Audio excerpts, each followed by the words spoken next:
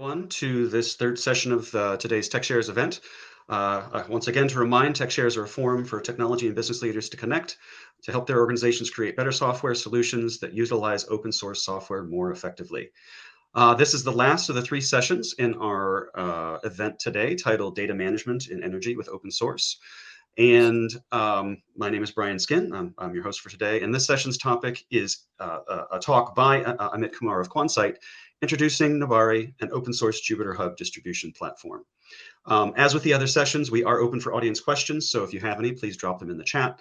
And again, if you're interested in participating in a future TechShares, please reach out to us at tech-shares.com/speakers. All right, so today I have with me this session Amit Kumar, software engineer at Quansight. Amit, thanks very much for your time in introducing Nebari to all of us. So before you launch into your talk, tell us a bit about yourself. What's your background? How long have you been at Quansight? How'd you come to work at Nebari?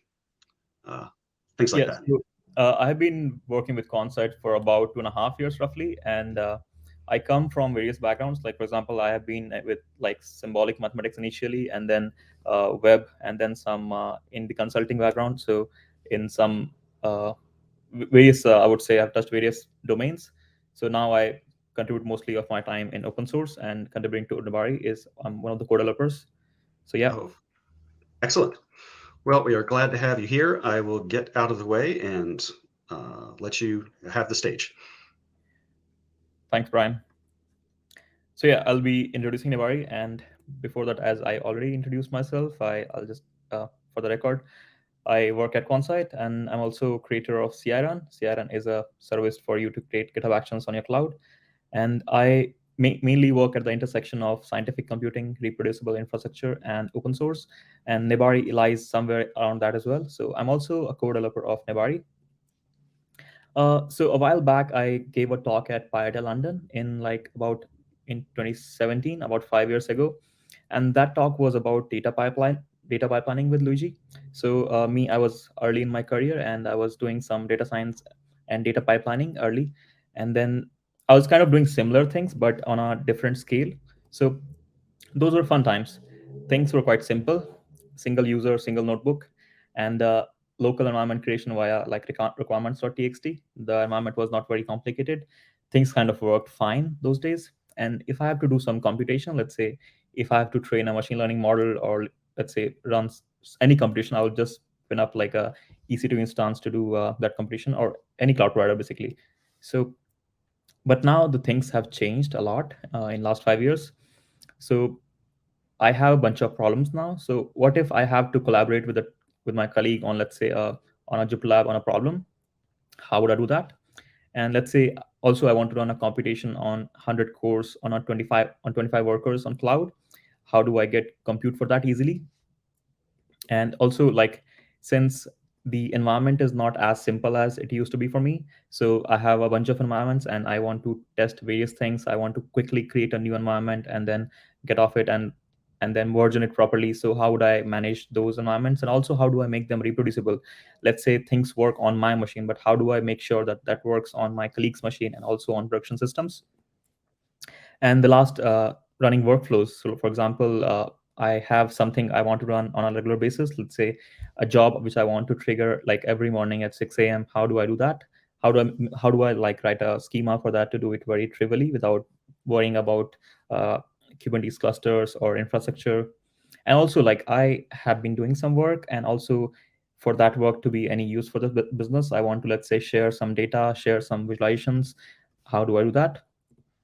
So all of these problems exist for like I would say anyone in data engineering or data science space. So I would not say that these are never being solved. They are being solved by a bunch of commercial tools as well. And I would not take their exact names, but they sound like Betterbricks, PageMaker, and Doodle Fatalab, and LRML. So there are already a bunch of tools. But the problem is, like, but all of them come with their own problems, like being tied to a cloud or a platform, and sometimes also overkill for a small team. So, and also they are quite expensive as well. So not everyone fits the bill.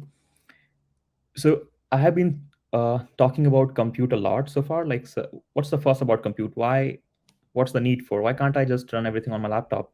So to give you some context, I was working on a genomics problem a while back, and which basically boils down to finding the pairwise distance between all pairs of row vectors in a 2D array of size 1100 cross 25 million.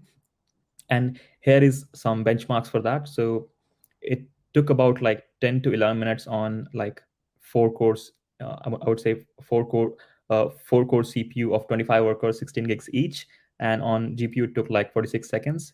So, and good luck doing that on your laptops. Like you need compute. So to for me to be able to do that experiment, I needed access to compute very quickly. So to be able to test and iterate very quickly, and being able to test and iterate quickly is what moves the research forward quickly. So Nebari to the rescue. Let's talk about Nebari. What Nebari is, why I'm here for. So it's an open source data science platform which is good enough for a small team and also scalable enough for an enterprise. So let's learn more about it. So first of all, it's open source, and it's used to be called QHub initially, but it's been renamed to Nebari now. And with over 40 contributors and more than 150 stars, I would love that number to reach a bit more after this call. Over 1,000 commits, and yeah, so we are trying to embrace the open source. It is designed as a managed integration of open source technologies. So basically, we're not creating something new. Like we're not really reinventing the wheel. So it builds on which is all some things which are already existing. So for example, if you're stuck on something, like if you're stuck on, let's say, a Dask problem, you have a huge and helpful community to fall back to. It's not something proprietary that where you are stuck with the vendor and you have to ask the vendor why it's not working when it's not working. And so all of this, like Nebari takes the deployment of this whole infrastructure as the approach it takes is the infrastructure as code approach. So let's try to learn more about it, what the infrastructure as code approach means. So Nebari has a DevOps for non-DevOps people approach. So what it means is basically Nebari does not expect its user to know what a load balancer is or what a reverse proxy is. In fact, it has a, as I said, it's a DevOps for non-DevOps people approach. So how it works, let's see. So everything starts with a config file. We call it Nebari config file. Nebari has a CLI which creates this config file, so you don't have to like write all these things yourself. So Nebari has a nice CLI where you are asked a bunch of questions, and based on your deployment, you'll have different answers to that. And then after the end of that CLI command, it spits out this file for you. And then the next step is basically you just run Nebari deploy, and it will deploy the whole infrastructure for you. So what happens underneath is basically when you run the Nebari deploy command from this config file, it will create the Terraform files. Like Terraform is basically a way to easily create and manage cloud resources. And that Terraform file is then deployed to your selected cloud provider. So Nebari supports a bunch of cloud providers, for example, GCP, AWS, DigitalOcean, and Azure. So those Terraform files would be specific to your cloud provider, but underneath, like there's obviously some common elements, like for example, the Kubernetes cluster, which is kind of portable. So it has got same components on all cloud providers. And after this is done, you'll have a complete data science platform for the user or a group of users. And let's see, I've been talking about environments a lot as well. So what's the fuss about environments? Why can't I just pip install requirements.txt? What's wrong with that? So as you know, like for anyone doing data science or data engineering, so data science is built on top of the open source ecosystem. And to harness that ecosystem, we need environments. So let's take a look at a usual workflow of a typical data science or data engineer, what that would look like. So they would create a base environment with some basic packages, and then let's say do some work or data science or whatever, like whatever they're doing. And then let's say if they need another package, they would do pip install or conda install and then carry on. So now how would you share that environment which you have just worked on? Let's say you're working on something and then you want to share that. And then let's say if you do pip freeze, so pip freeze doesn't have like a Python version as well. So if you're working on Python 3.6 and your colleague is working on Python 3.8, so how would you pip freeze would not take for that. And also pip is very Python specific, not language agnostic. So if you're using libraries dependent on compiled stuff like NumPy, it's a good example of that. So eventually you would have to have some compiled things. So Python is not pip is not a very good uh, tool for that, like installing those kind of packages. So another example, like for example, this was the requirements file for one of the projects we were working on. It was efficient tet PyTorch, and this is the requirements file for that. So this requirement file did not change for a long time, and there was some, and this was working, let's say, about 11 months ago, and it installed specific versions of some libraries. And when we were trying to run this after, let's say, about 11 months, it didn't work because we don't know what environment the user was in, what kind of packages it installed, and it's not really hardly pinned. Like for example, Torch Vision is not hardly pinned and whatever. So it does not guarantees you that you will get the exact same environment which you had, like let's say a week ago, which you're working on.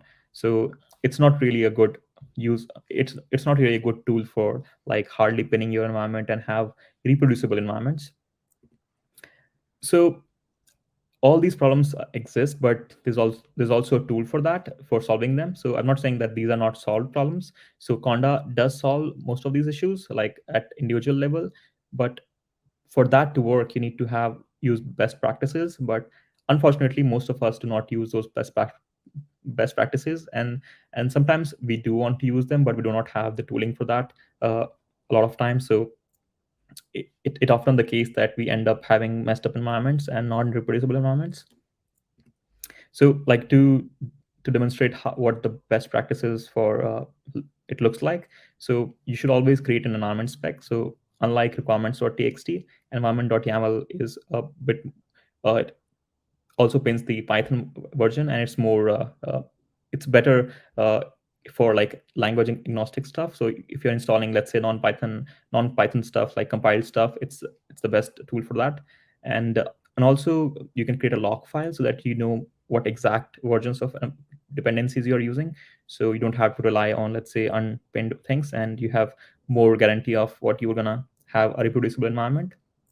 And also never really upgrade a package. So let's say if you're working on an environment and you want to, let's say, upgrade a package or install a new package, the best practice would be like to create a new environment instead of modifying that, because that could fuzz your environment.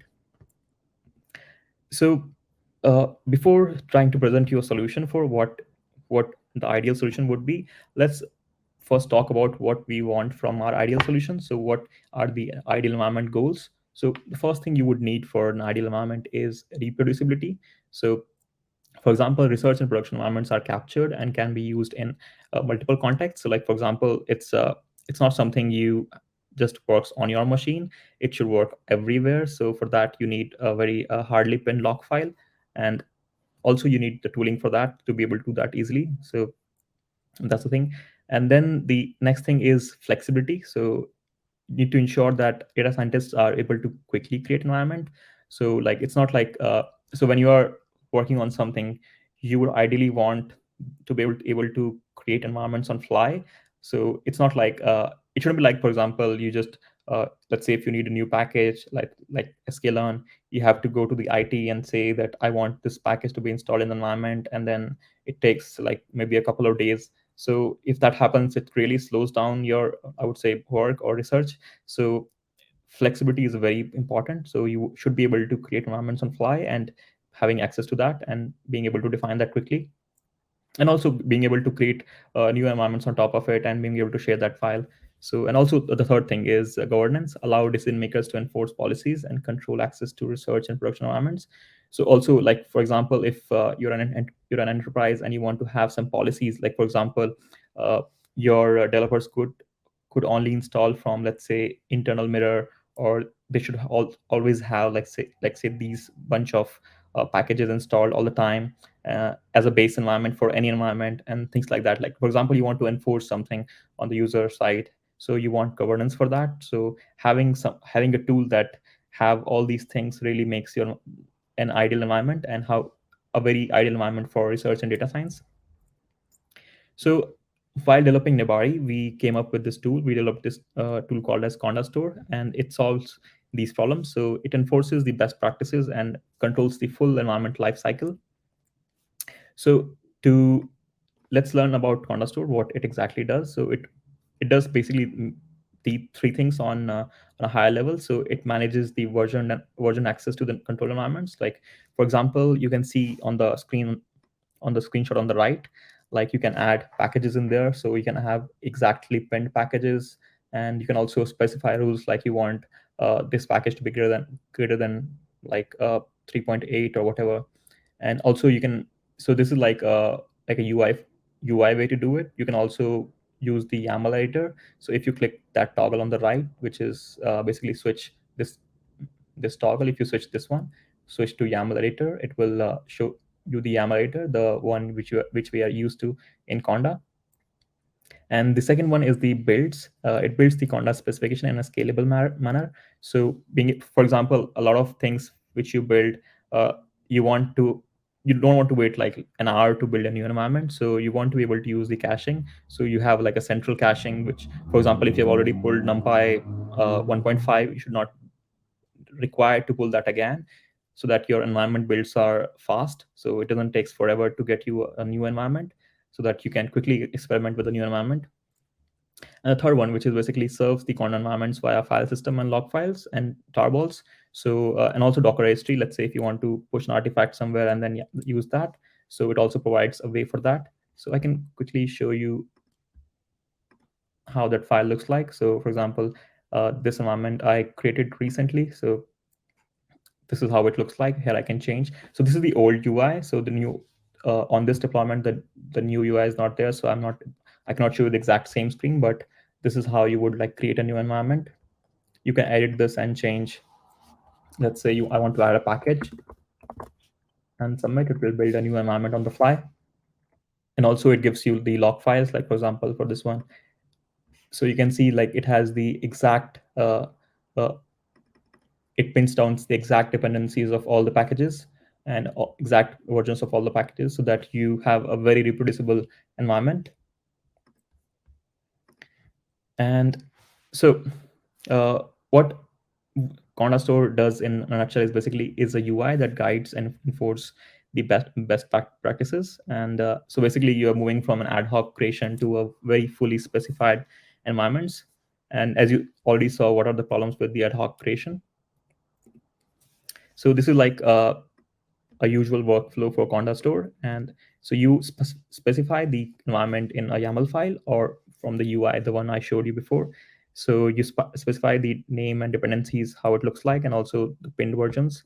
And then it would create a log file, which is very hardly pinned. And then it creates artifacts, like, for example, tar artifacts or Docker S3 even. So, and then you can use the exact same environment log file to create another environment, so that it is very reproducible. So for example, you can use the artifacts in your production environment, and you would be very guaranteed that you will have the exact same environment you had while testing on, let's say, JupyterLab.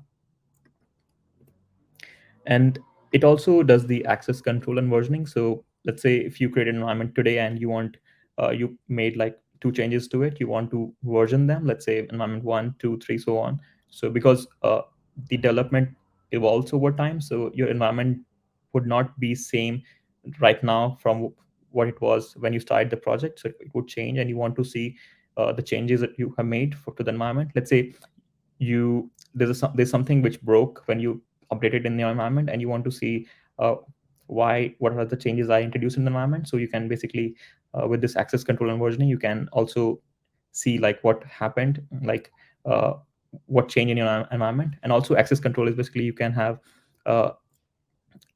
access control environments. Like for example, you're working in a team of, let's say, 5 folks, and everyone have their personal environment, and you have some shared environments. Like for example, this one, these are the shared environments, so which everyone will have access to. And then you have personal environments, let's say the John Doe's environments, like this one. So this is your personal environment which you have access to.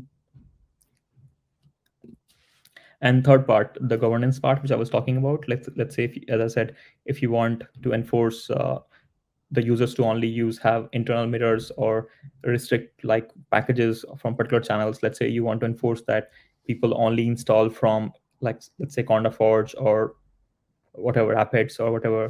And you want to always have, let's say, a required set of packages to be installed on all environments. So you can enforce that here. And also you can, if you want to, let's say, acquire certain versions of packages, like for example, if you know that there's a, like, let's say, a vulnerability in one of the newer versions of this package, and you want to make sure that no one installs a version above, let's say, 5.3 of a package, so you can enforce that, and this is what governance provides.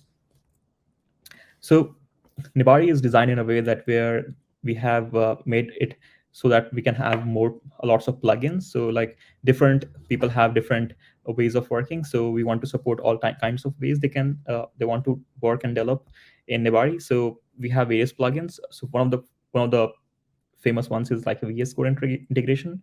So not everyone enjoys writing code in JupyterLab. So you want to use like VS Code, you want to write code in VS Code. So Nebari has this VS Code integration. So it's basically you go to your Nebari and you click on the VS Code integration. And it will spin up a VS Code with all the files, and you can just write code the way you would write on your local machine. And another nice plugin is the dashboard deployment. So remember the part I was saying, like I did some work and I want to share some data and visualizations to the team, to the business. So this is how you would do it. So it supports all the famous plotting tools like Plotly, Panel, and Streamlit on Voila. And you can create a new dashboard, and then you can also access control that dashboard. You can share that with a colleague, and you can also make it private. So you can have version access control to that dashboard the way you like. And also there are like plenty of other plugins available. So for example, as I said, DAS comes built into it. If you want to, let's say, want to scale your compute to, let's say, a cluster of workers, and you want to do lots of computation, for example, the when I was talking about earlier, like the genomics problem I was solving, so I used DAS for that. And also you want to run some workflows, so Argo is one of the good tools for that. So you can use Argo's prefect. And also if you're doing machine learning, you can use ClearML. And the dashboard is the contained DS dashboard. And also, since it's a Kubernetes cluster where a bunch of folks would be using that cluster for various things, so you want to also see the usage of the memory usage and various things you want to see about the Kubernetes cluster. And it's basically for the administrator. Let's say you want to see how your Kubernetes cluster is doing, things like that. And also, if you want, you can do a video chat with Jitsi. And I will now quickly show the Nebari CLI, just to give you a taste of how it looks like. So here I have installed Nebari in this environment, and I want to deploy Nebari to, let's say, a cloud infrastructure. So I'll quickly show how the CLI looks like in case I'll make this a bit bigger.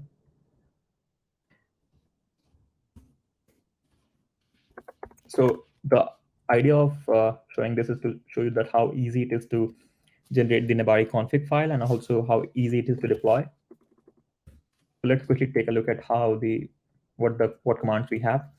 So the command we are looking for, the command you would mostly need are these three: the init, deploy, and destroy.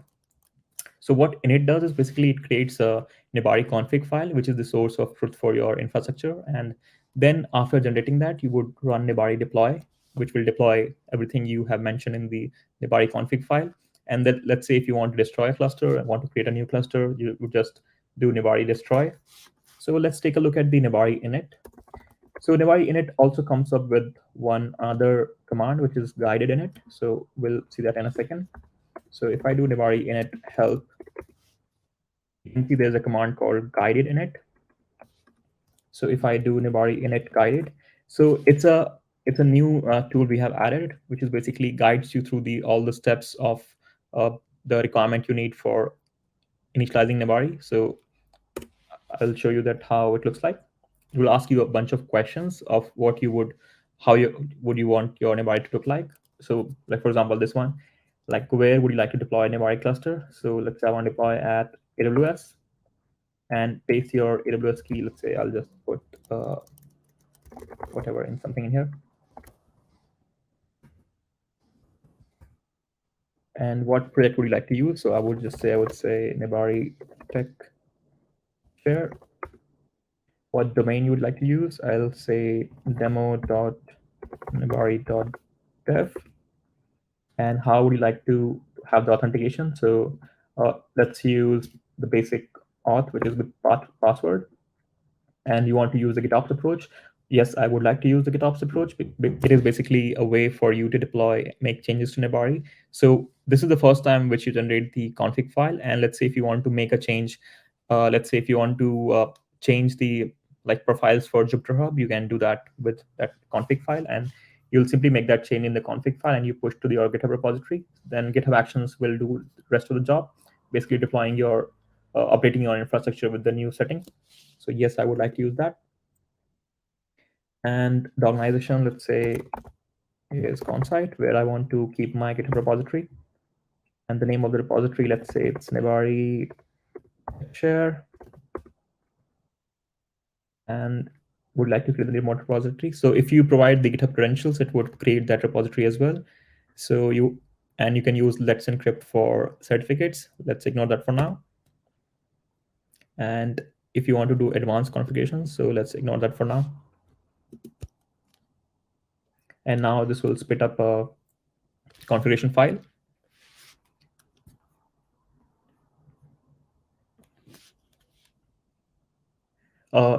Seems like the token I added for AWS was wrong. That's why it spit these things. But if you have the correct AWS token, it would work. But anyways, after this file is generated, you would have to just run Nebari deploy. And that would basically deploy the whole infrastructure. And yeah, let's move on to the slides.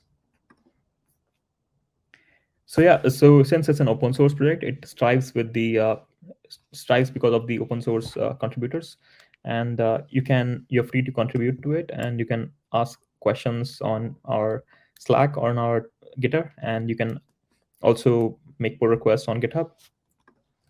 And I think now the stage is open for questions. Terrific. Thank you very much, Amit, for that intro to Nebari. We don't have any audience questions, but one that I have. So just looking forward, what sorts of features are planned for Nebari that are in progress that you're excited about?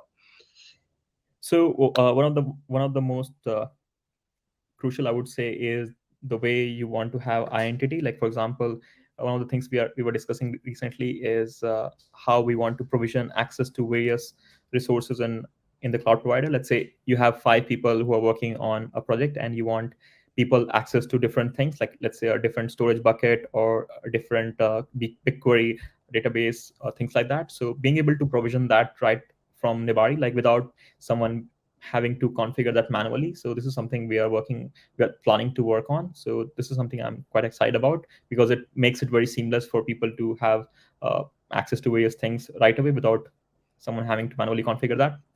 Yeah, sounds like a great feature set. Well, I think we'll wrap it there. Again, thank you very much, Amit, for your time to present the project and share it with everyone. So we really appreciate all the experts for all 3 sessions today, taking the time to weigh in on the various topics. As with the others, this presentation is being recorded, and the recording will be available soon.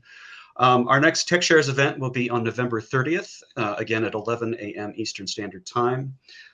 This will be another roundtable discussion similar to our previous TechShare, but in this case, it'll be FinTech focused. We look forward to having you participate there. As I've mentioned in some of the other sessions, if any of you are interested in speaking or being a panelist at a future TechShares event, please reach out to us. The best place there is tech-shares.com/speakers. Thanks very much to our speakers and everyone in attendance. We look forward to seeing you next time.